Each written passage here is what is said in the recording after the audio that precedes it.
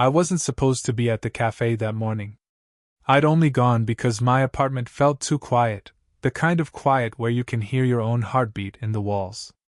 So I walked 2 blocks down, ordered the usual, and tried to look like someone who had places to be.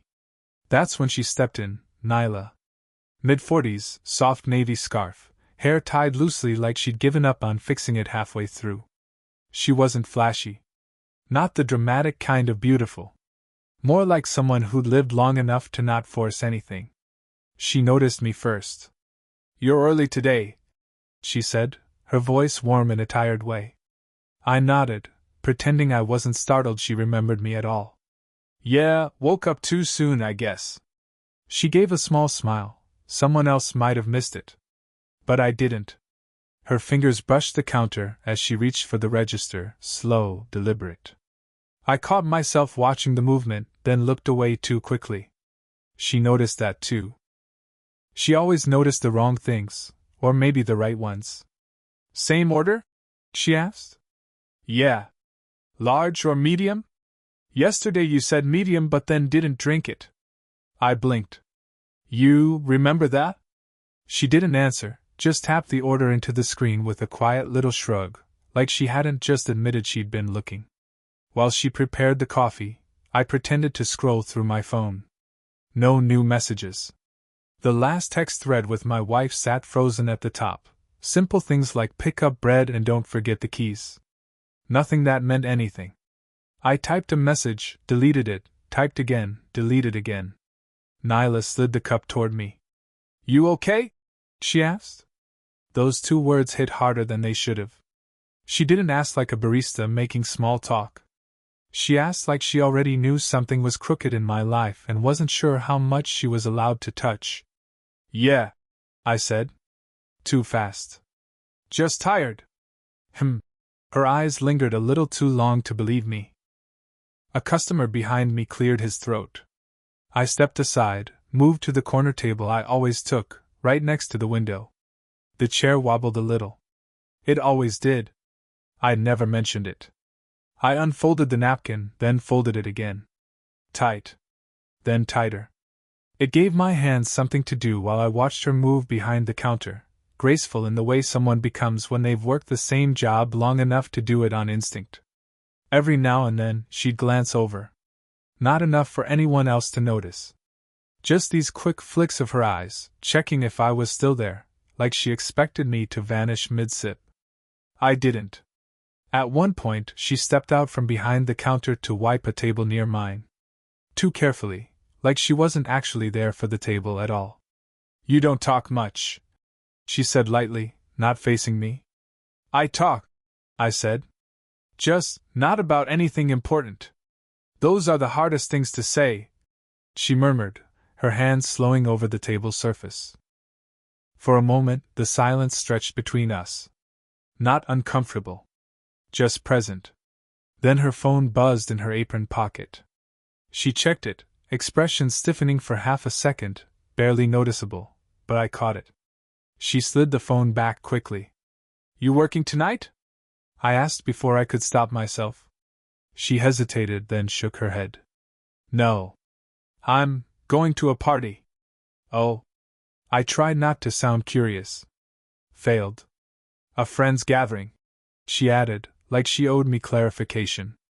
I nodded, folding the napkin again. She started to walk away, then paused, turned slightly, eyes softer than before. "Hey, if you get bored tonight, just..."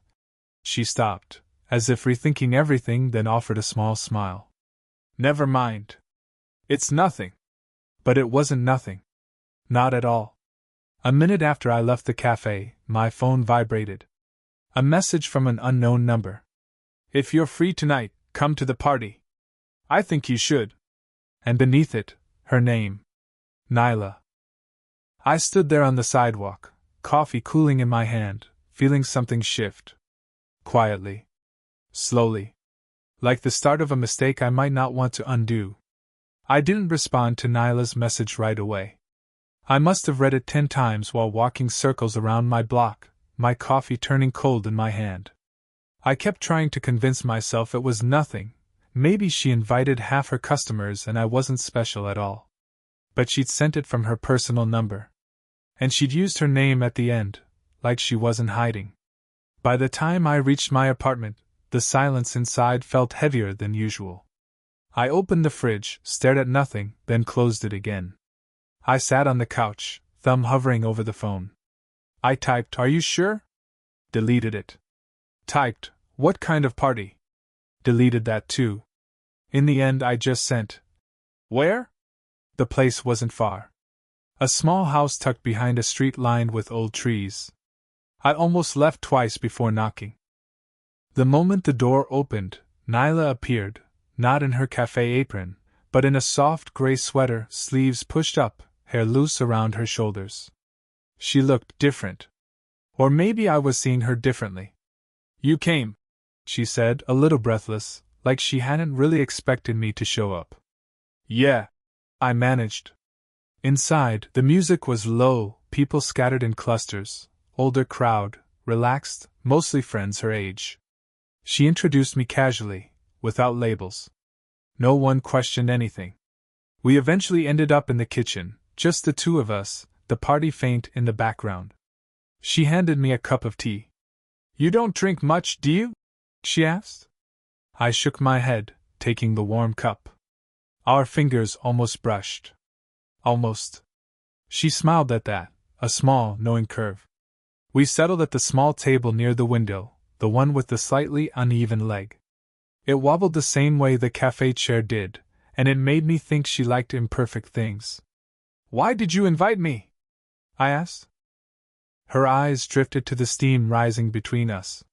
"Because I thought you looked lonely this morning." I let out a quiet breath. "You read me too easily." "That's not a talent," she said. "It's just, when you've been through certain things, you learn the signs." "What things?" I asked before I could stop myself. She hesitated, tracing the rim of her cup with her thumb. "I was married once. A long time. Long enough to lose myself in it." I looked at her, waiting. "He moved on before I did," she added softly, eyes flicking away. The words weren't dramatic, but they carried weight. Not heartbreak, just a tired acceptance. I swallowed. "I'm still married," I admitted, surprising even myself with the confession. She didn't look shocked. Just nodded slowly, like she'd already guessed. "That complicates things." "It does," I said. We sat there, the silence stretching, not awkward, just precise, like neither of us wanted to disturb the air between us. I found myself watching her hands again, the way she held her cup, the slight trembling when she set it down. At one point, she reached for the sugar tin, and the sleeve of her sweater slipped, revealing a small scar on her wrist. She quickly pulled the sleeve back, but not before I noticed. "Kitchen accident," she said, forcing a faint smile. "Old one." I didn't question it, but something unspoken passed through that moment, a softness, a shared awareness of the things people hide. The party around us faded. It felt like we were sitting in our own pocket of air. Before I left, she walked me to the door. She didn't hug me, didn't say anything dramatic. She just touched my arm lightly, barely a second, barely pressure. But it stilled something in me. A touch that meant more than either of us was supposed to admit. I didn't see Nyla for 3 days after the party. I told myself I was giving her space. But the truth was simpler. I was scared of what showing up again might look like. Still, on the 4th morning, my steps drifted toward the cafe like they had their own memory. She was there. Her eyes lifted when I entered, then flicked away too quickly, like she hadn't decided what expression to settle on yet. "You're late today," she said softly. "Woke up slow," I replied. She nodded but didn't ask more. Not like before. She kept her hands busy, wiping the counter, straightening a cup that didn't need straightening. Something had shifted. When she handed me my coffee, our fingers didn't touch this time. She made sure of it. I felt the distance immediately. I sat at my usual table. She didn't glance over the way she used to. She moved through the cafe carefully, like avoiding stepping on a crack. like she was trying not to leave footprints anywhere. After a while, she walked over to wipe the next table. Not mine. The one beside it. How was the rest of the party? I asked. My voice sounded smaller than I meant. Her cloth froze mid-wipe. It was fine, she said. You left early. You wanted me to stay? A tiny pause. Barely a breath. I didn't say that. But did you? She didn't answer. Just pressed her lips together, and kept wiping the same spot, over and over until the surface was practically shining. She finally looked at me. Her eyes were tired. Guarded. You're married, she said quietly. There it was. Not a judgment. Not anger. Just a fact she'd been holding between her teeth. I know, I whispered. And I'm older. Much older. Her voice cracked at the edges, not with emotion, with restraint. I don't care. She closed her eyes for a second, like that made it worse. Before she could respond, the cafe door chimed. A woman entered, someone she knew. A friend maybe. Early 50s, sharp eyes, soft smile. Nyla! You didn't answer my call last night, the woman said. Nyla straightened, wiping her palms on her apron. Sorry. I slept early. The woman's gaze shifted to me. Then back to Nyla. A quiet, knowing pause. Oh, she murmured. So this is the one you mentioned. Nyla froze. My chest tightened. I didn't mention anything, she said quickly, too quickly. Her friend held up her hands. All right. I didn't say a word. But she gave Nyla a look, the kind people give when they already know the rest of the sentence. Nyla didn't meet my eyes afterward. She busied herself behind the counter, shutting drawers louder than usual, filling a pitcher too full so water spilled over. I stood, walked up to her. You okay? She shook her head, but in a way that meant please don't ask more. I shouldn't have invited you, she whispered, voice trembling in the quiet. I crossed a line. So cross it again, I said before thinking. Her breath hitched. She looked up at me, eyes flicking between my mouth and the floor. Her hand reached for the sugar tin, but stopped halfway. Hovering. Close to my hand. So close the warmth of her skin brushed the air between us.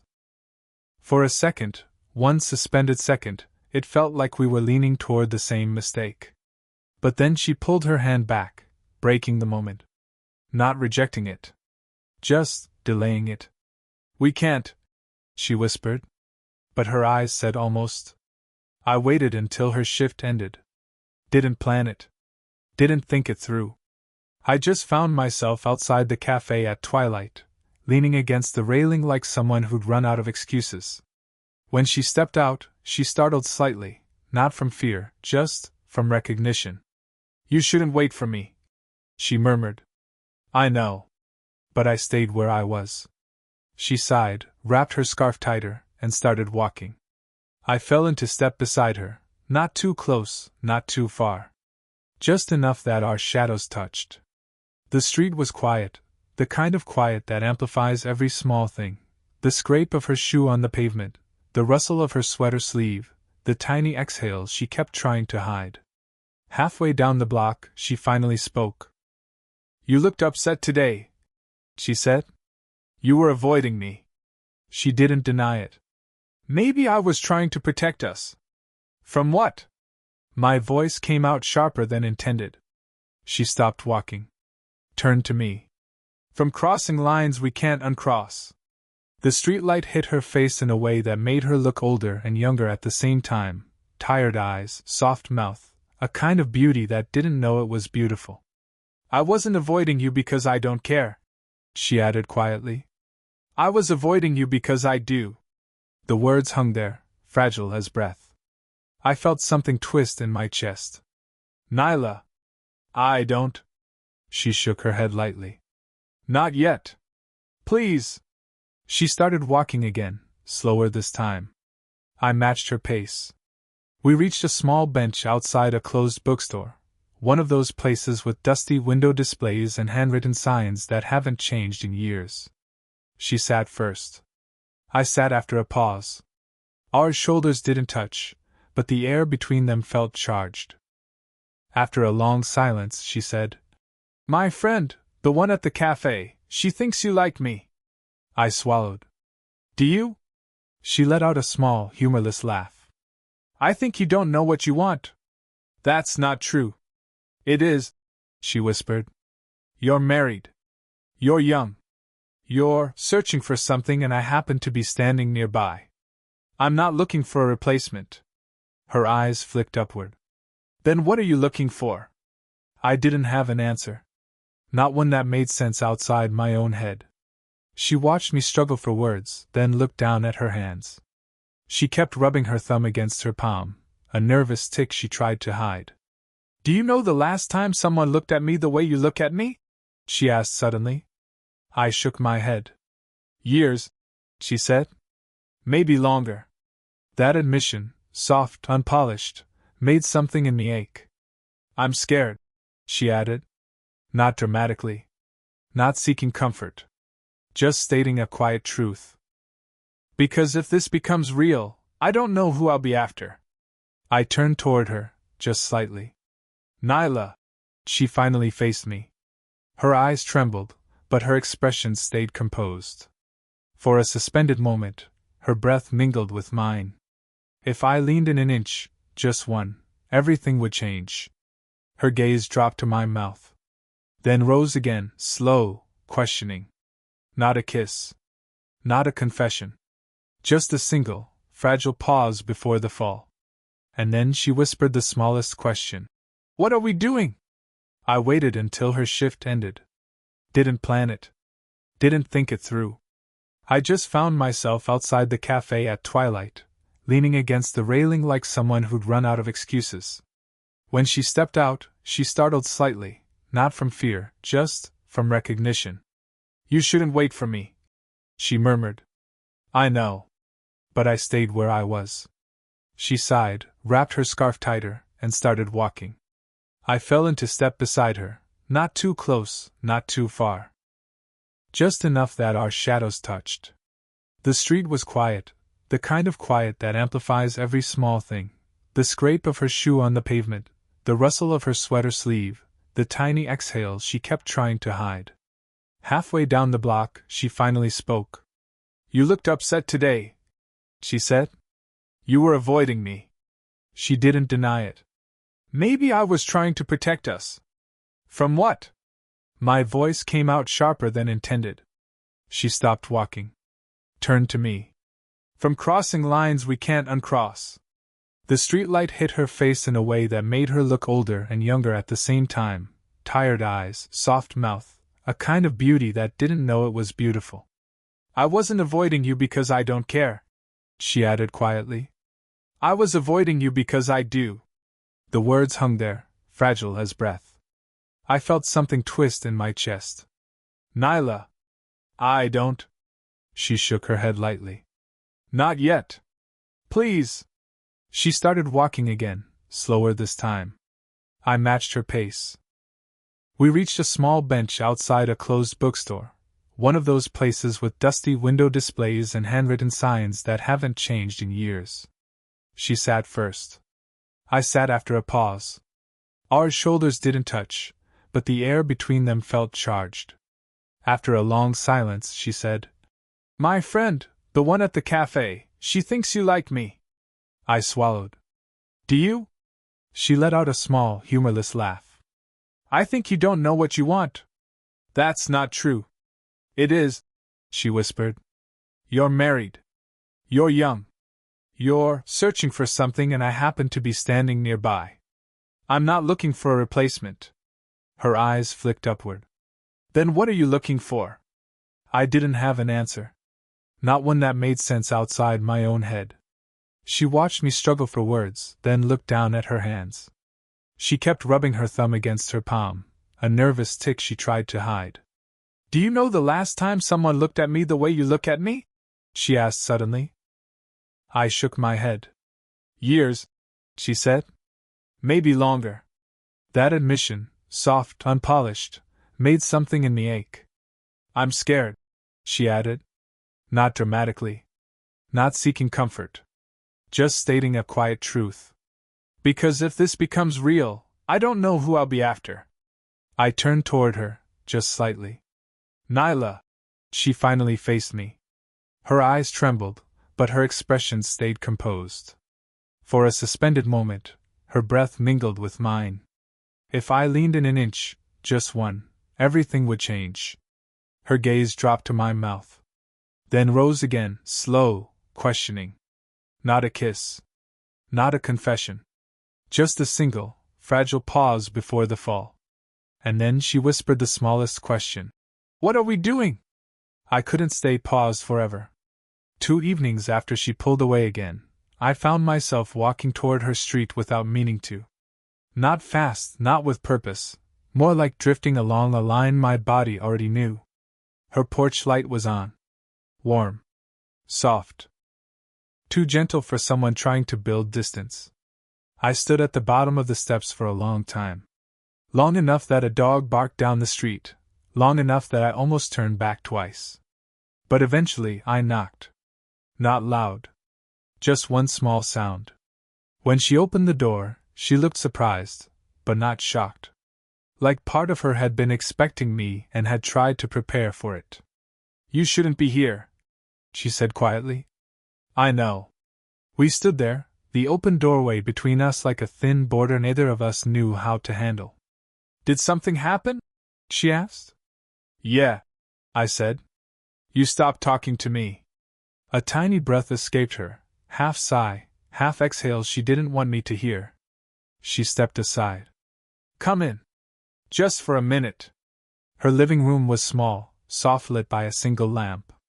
A mug sat on the coffee table, steam fading, herbal tea, chamomile maybe.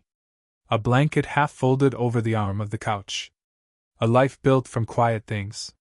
She sat first. I stayed standing for a few seconds before joining her, leaving a respectful distance. But distance didn't matter. The air felt too charged anyway. You didn't do anything wrong, she said. I'm just trying to protect myself. From me? From myself, she corrected. From wanting something that could hurt both of us. I looked at her hands. The way her fingers curled into her palm. The way she kept them still, like movement might reveal too much. Nyla. I keep thinking about that night. On the bench. The way you looked at me. She closed her eyes briefly. I know. And I can't pretend it didn't mean something. She opened her eyes then, slowly, like it took effort. It did, she whispered. Silence. Soft. Heavy. I leaned forward, elbows on my knees. So why are we pretending it didn't? Because wanting someone doesn't make it right, she said. And because you still have a life outside this, whatever this is. A wife. A home. Responsibilities. I don't feel married, I said. Not to her. Not anymore. That doesn't undo it, she replied gently. I knew she was right. But I also knew I'd crossed the point of pulling back. I'm scared too, I admitted. Not of you. Of what happens if we stop holding all this inside. Her eyes softened, the first crack in her armor. Then, after a long, quiet moment, she reached out. Not fully. Just enough that her fingers brushed the back of my hand. Barely contact. Barely pressure. But real. I don't want to lose what this is, she said. Even if it stays simple. I turned my hand, letting my fingers lightly hold hers. We don't have to decide everything tonight, I said. But we can stop pretending we don't care. She let out a small, shaky breath, half relief, half fear. Then she gave the smallest nod. Okay, she whispered. Not a promise. Not a plan. Just two people finally letting the truth sit between them without running. They didn't officially decide anything that night. No dramatic confessions, no cinematic kiss in the rain, just two people sitting in the quiet after everything had finally been said. But something shifted. Something small, something steady. The kind of shift you only recognize when you look back and realize you're not standing where you used to. A week passed. Then 2. Life moved the way it always did, her rushing out the door at 8:47 a.m. with half-dyed hair, him pretending he didn't always check the window when he heard footsteps in the hallway. But it was different now, not louder, just warmer. They started sharing routines without planning to. One morning, she knocked on his door with 2 mugs, 1 tea, 1 black coffee. She didn't say why she brought them. He didn't ask. He just stepped aside so she could come in, and she smiled like she'd been hoping he would. Sometimes she'd sit on the floor instead of the chair. Sometimes he'd talk more than he meant to. Sometimes they'd argue about something stupid, like how she insists tea has personalities, or how he claims coffee is just coffee. But none of it felt fragile anymore. Not like before. The park bench became their unspoken meeting place again. Not every day, just the days when life felt heavy or confusing or too loud. They'd sit there, elbows barely touching, pretending they weren't waiting for the other to break the silence first. Sometimes they talked. Sometimes they didn't. Both felt enough. There were small, ordinary moments that said more than any confession. The time she showed up on his doorstep with groceries because your fridge looked sad last time. The time he fixed her cabinet without mentioning it, and she only noticed a week later. The time she fell asleep on his couch, and he didn't wake her, just placed a blanket over her and sat on the floor beside her until morning. No grand gestures. No fireworks. Just 2 people slowly learning how not to run from themselves, or each other. Months passed in soft changes. He started keeping her favorite tea in his cabinet. She started buying his brand of coffee without realizing it. They stopped saying, "I should go," so quickly, and started saying, "Stay for a bit," more often. The shift wasn't dramatic. It wasn't even obvious. It was the kind of love that grows like a plant kept near a window, quietly, consistently, almost stubbornly. One evening, they found themselves back at the bench. Same place. Same time. The sky was pale and soft, the sort of evening that doesn't ask for anything. She leaned her head lightly against his shoulder. He didn't move, didn't stiffen, didn't pretend he didn't feel it. He just breathed out slowly, like something heavy finally exhaled. After a moment, she whispered, "We're okay, right?" He didn't answer right away. Just looked at her, really looked, the way he used to be too afraid to. Then he nodded once, small, simple, certain. "Yeah," he said quietly. "We're okay." She smiled, the soft kind she never offered anyone else. He smiled too, barely there, just enough. And that was the moment, earned, warm, unmistakably theirs. Something only they would understand. Did this story stay with you? What kind of quiet, real love stories do you want to hear next?